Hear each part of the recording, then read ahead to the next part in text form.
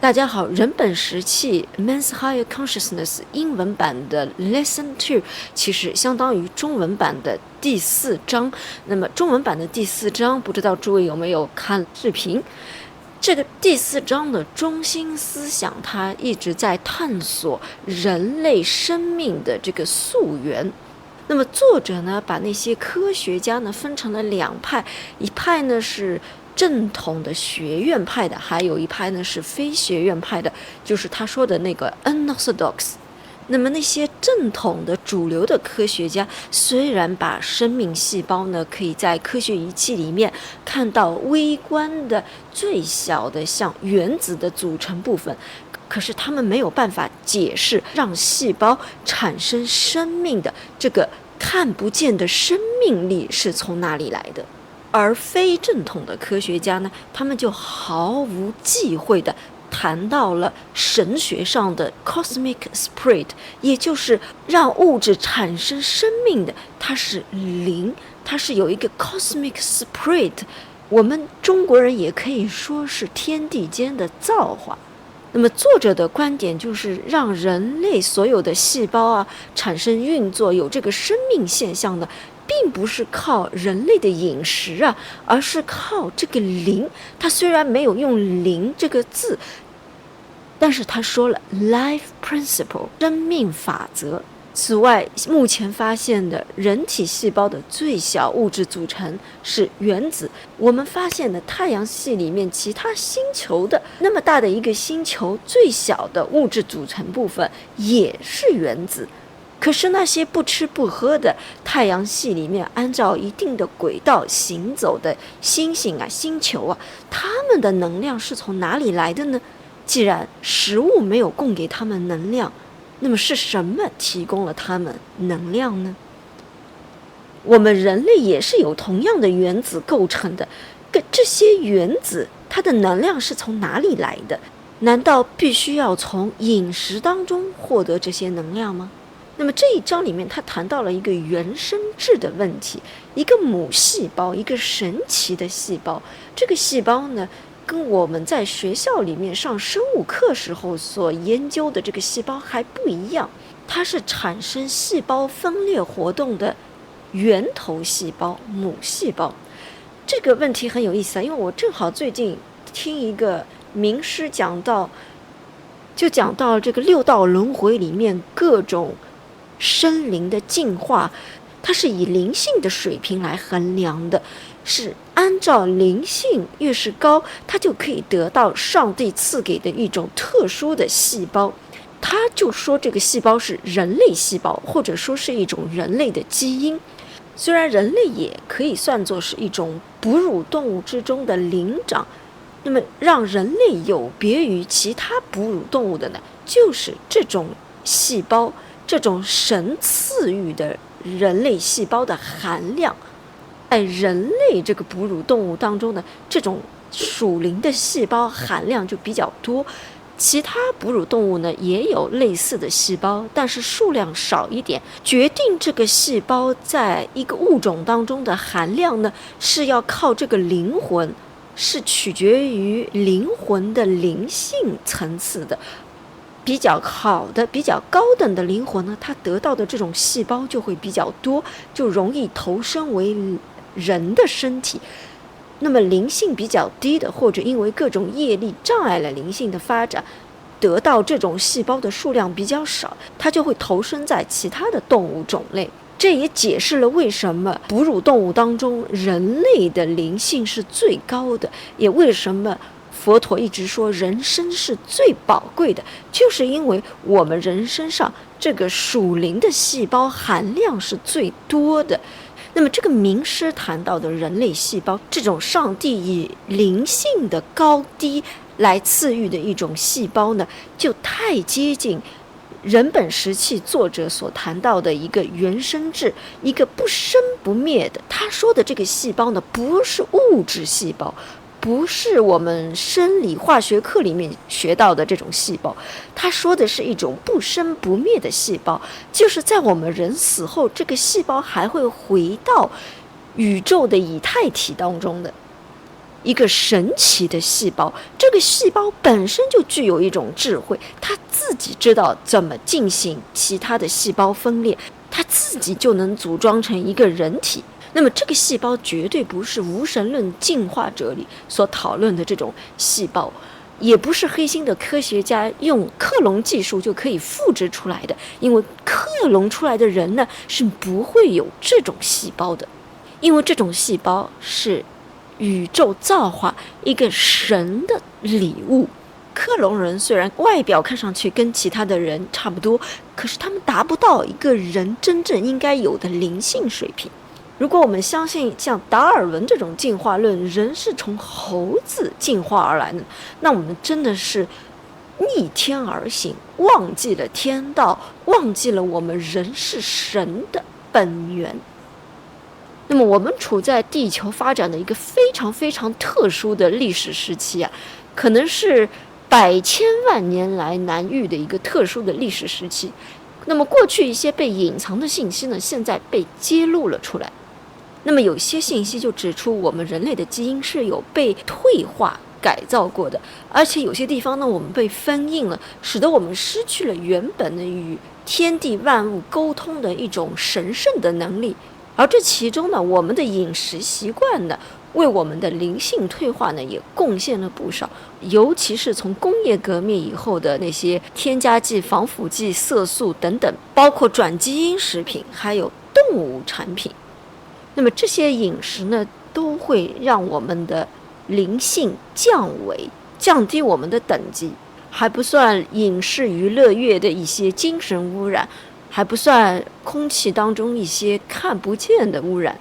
那我个人是相信正确的素食还有长时间的辟谷，就是辟谷超过一定的时间，那就可以相对的修复我们人类的细胞，我们的属灵的这个细胞或者基因，可以帮助人类恢复本来应该有的灵性水平。那么接下来请听人本食气的英文版的 Lesson 2。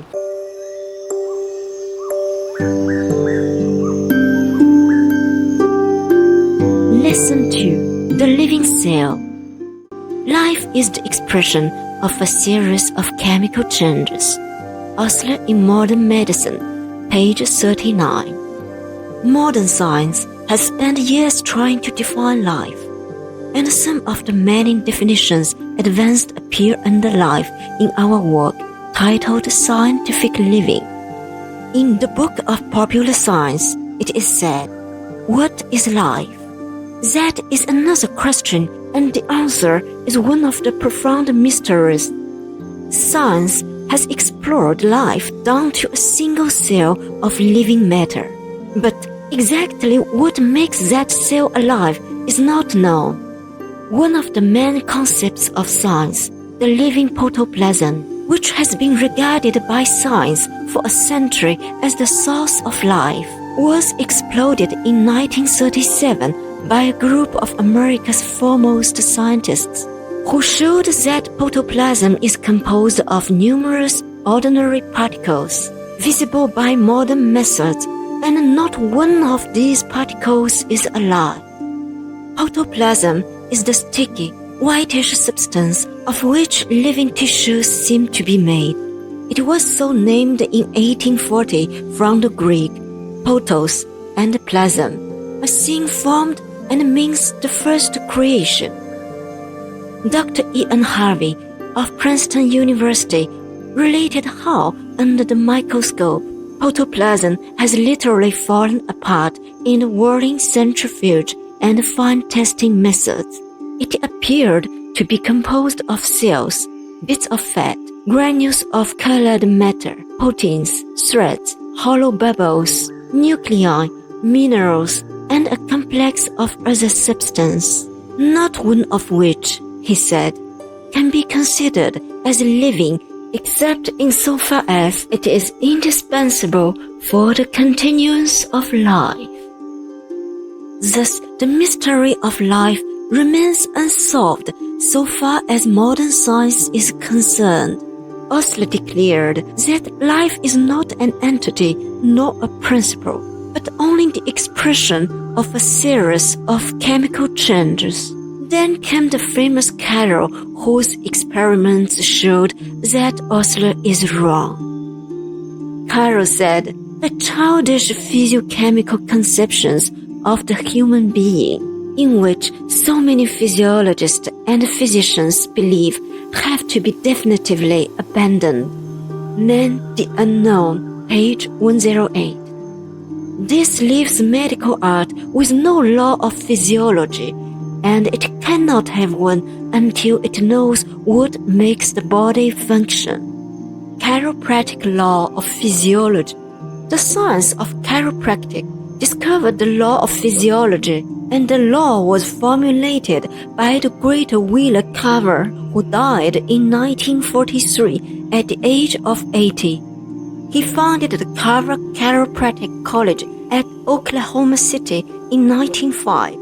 Carver wrote, organisms that move in the conduct we term animation are not alive. Life is immanent in such structures, but not inherent in them. We speak of a wire as being alive whilst a current of electricity is flowing through it. If we cut off the current, the wire becomes dead, yet the wire itself has assumed no visible change. Life as it is observed in this material existence is the action of matter under the operation of force. The body of man is alive in the sense that it is animated by the life principle flowing through it. According to Carver, the living organism is an instrument, and its animating power is the life principle. But this old doctrine of the ancient masters, who held that the cosmic spirit animates the body of man, is a mere superstition according to modern science, and accepted now only by the layman and the chiropractors. No satisfactory theory of the evolution of man as advanced by the evolutionist can be sustained so long as the genesis of life upon this planet is shrouded in darkness. The basic factors and causes of evolution are bound up in the question of life itself. The evolutionist begins with the living cell, once given a primordial life cell capable of reproduction, and modern science constructs men physically, vitally, intellectually, and morally. According to modern science, all these properties appear in matter as a result of the expression of a series of chemical changes. Preposterous, that exceeds the work of the magician in pulling white habits out of a hat. Where did the living cell come from? The evolutionist makes no attempt to explain the original appearance of the living cell itself, nor does he explain the nature or cause that originated it. He does not explain the original division of living organisms into male and female. He does not explain the phenomenon of intelligence displayed in the conduct of all living things. Modern science explains none of these things. On the other hand, it most unscientifically relegates them to the realm of the unknowable. Modern science confesses itself baffled at every point when it would explain how life evolves from non-life, how sensation evolves from non-sensation, how intelligence appears in living creatures. It fails to explain these phenomena just as it fails to explain how intuitive intelligence rises into rational intelligence, or how immoral perceptions rise into moral conceptions. The vigilant biologist traces life to the nucleated cell. Here, in the department of protozoa, he becomes bewildered. He misses the connecting link.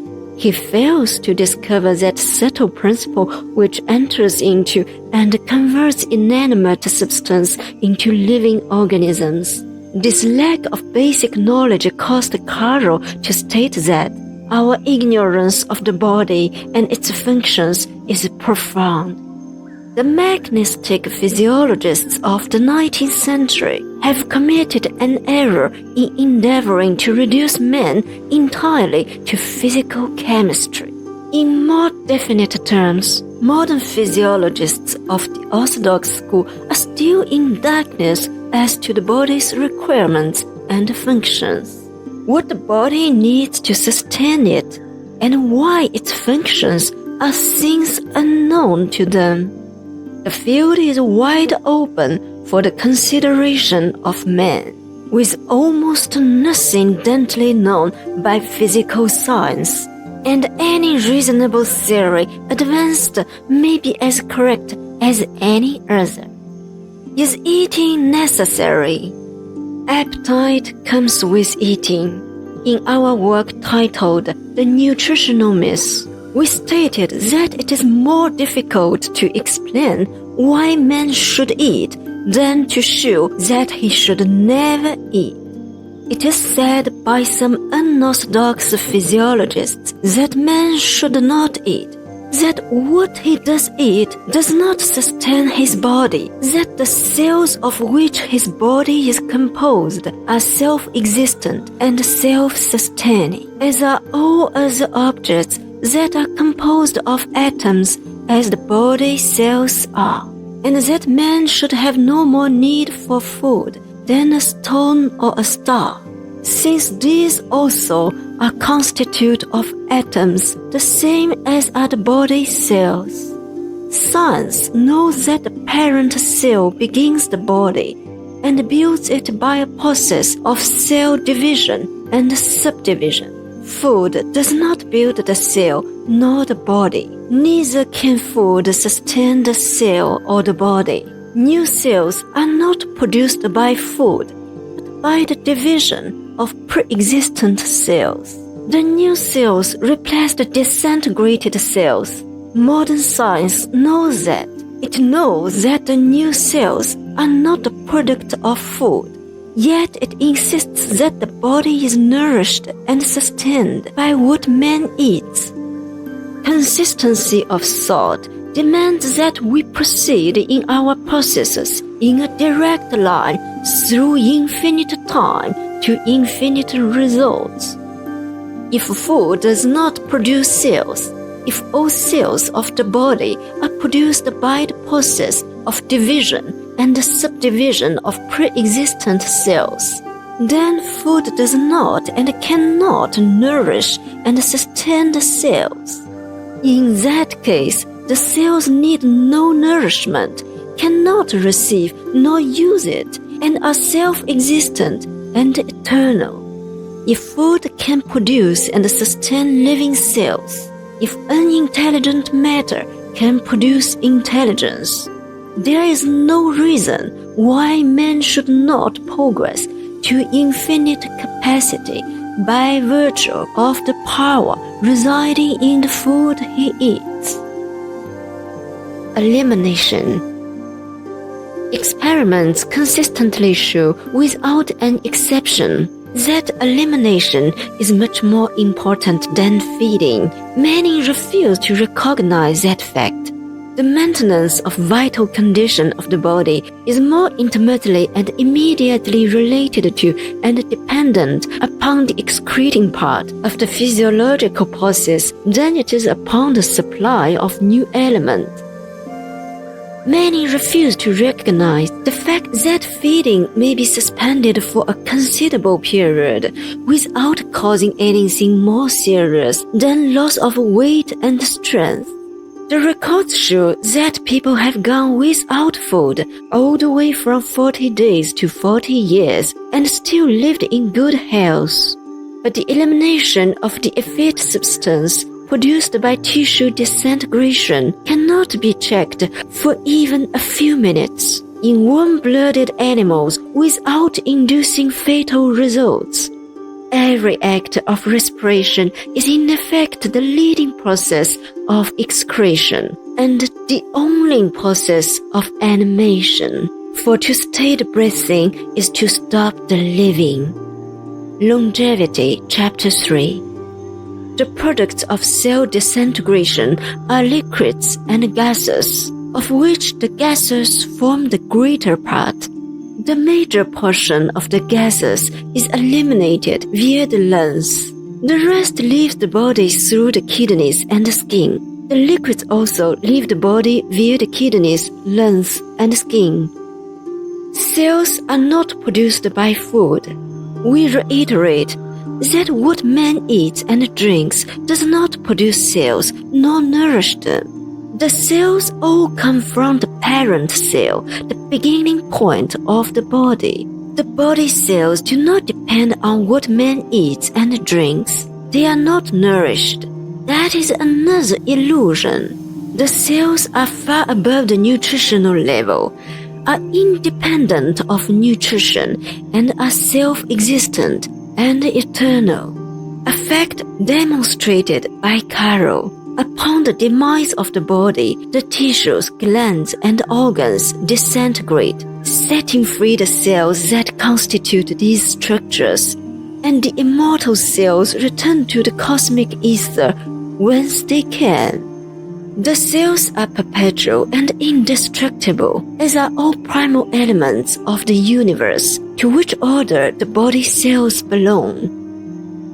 Early men were breatharians. These facts have constrained unorthodox physiologists to advance the theory that the first men in the early days were breatharians, deriving from the divine breath of life all the substance the body required for its existence. And they lived from 80,000 to 100,000 years, or until they were ready to return to their spiritual home. As stated in our work on longevity, chapter 12, the human body is now known to be a composition of trillions of cells. Each cell is a mass of millions of atoms, each of which is a globular system with planets whirling with tremendous speed. So what use, asks the unorthodox physiologists, has such a system for food and drink? What use has our solar system for food and drink? The miraculous cell. The body cells are endowed with unsuspected powers and astounding properties. Despite its smallness, the cell is an exceedingly complex organism that does not in the least resemble the favorite abstraction of the modern chemist, a drop of gelatin surrounded by a semi-permeable membrane. While the structural complexity of the living cell is disconcerting to the orthodox biologist, its chemical constitution is still more intricate. A droplet water forms a tiny microcosm containing, in a state of extreme dilution, a great variety of cosmic elements. A body cell is practically a duplicate thereof, but raised to the exalted plane of divine animation. Carroll says that the parent cell and the cells that come therefrom are not made of extraneous material like a house. He means that the cells are not composed of what man eats and drinks. He states that while the body is composed of cell as a house is of brick, the body is born of a cell that makes more cells, just as through a house originated from one brick, a magic brick that would set about manufacturing other bricks. Those bricks, without waiting for the architect's drawing or the coming of the bricklayers, says Carroll, would assemble themselves and form a house, and all parts thereof.